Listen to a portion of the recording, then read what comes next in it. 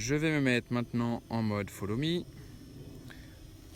Il s'assure que les GPS sur la télécommande et le drone sont synchronisés. Alors ma petite astuce, comme d'habitude, pour le Follow Me, donc là je suis en 4K donc ça zoome un petit peu moins fort, donc j'ajuste un petit peu la caméra, c'est de zoomer pour sélectionner précisément son sujet, puis de dézoomer. Voilà. Parce que là bien entendu l'intérêt du mode Follow Me, c'est qu'on peut continuer d'agir sur les commandes. Là, je vais par exemple le faire reculer, et vous voyez, il ajuste, je le fais un petit peu baisser, voilà, l'attitude à ce niveau-là. Je vais le faire me filmer par l'arrière. Voilà. Là typiquement je suis sur un chemin. Je veux qu'il me suive. Je lui demande à la fille, s'il te plaît, filme-moi comme ça. Voilà. Et là c'est super sympa. C'est un mode super sympa. Là je vais me déplacer un tout petit peu sur la gauche. Voilà. Alors les commandes en mode sport sont quand même assez réactives. Hein. Voilà. Mais avec un tout petit peu de doigté, on arrive à faire à peu près ce qu'on veut. Et là c'est un mode super sympa, vous voyez, avec l'ombre portée par le soleil de 18h30 dans cette belle campagne. C'est super sympa comme plan. Alors ce qu'on va faire, c'est lui faire prendre de la hauteur et nous passer devant. Est-ce qu'il va l'accepter? Non. Il faut lui faire le tour. Voilà. Voilà. Donc, en lui faisant faire le tour, je vais tout simplement lui faire la chose inverse. Et là, regardez, je vais accélérer. Ouh,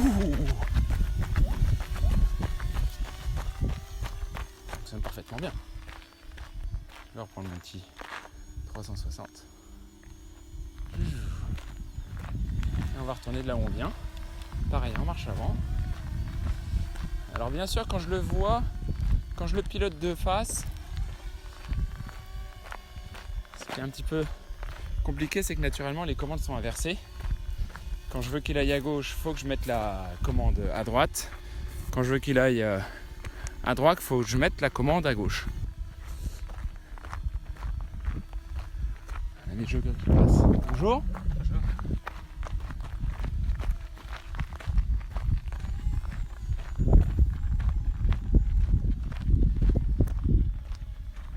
Même avec de la distance et de la hauteur, il reste bien concentré sur le point qu'on lui a défini. Ça marche plutôt pas mal.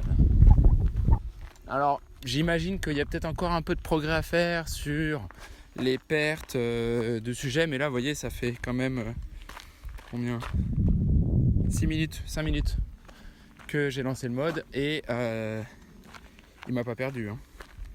Ah bah tiens, justement, il suffit que j'en parle.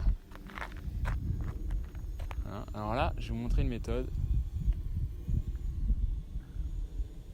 Quand il vous perd. Voilà. Est-ce qu'il m'a récupéré? Non. Hein.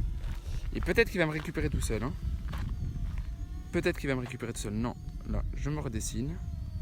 Je me redessine de nouveau. Je vais zoomer. Voilà. Voilà. Je dézoome. Et là, en théorie, voilà, là il m'a bien récupéré. Bon, vous voyez, il suffisait que j'en parle pour que ça arrive. Mais globalement, ça marche quand même pas mal ce mode.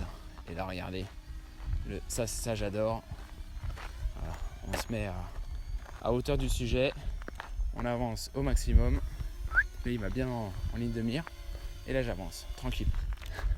En fait, on a le sentiment, lorsque l'on joue sur les commandes pour monter et descendre le drone dans ce mode-là, que il y a une sorte de suspension programmée pour faire atterrir le mouvement.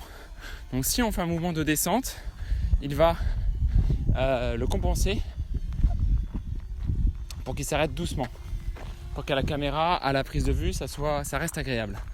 Je veux bien, mais ça a le souci que il peut parfois s'approcher assez près du sol. Donc là, je pense que c'est comme tout, hein. C'est de la pratique. Voilà, je vais arrêter le mode Follow Me et le faire atterrir maintenant.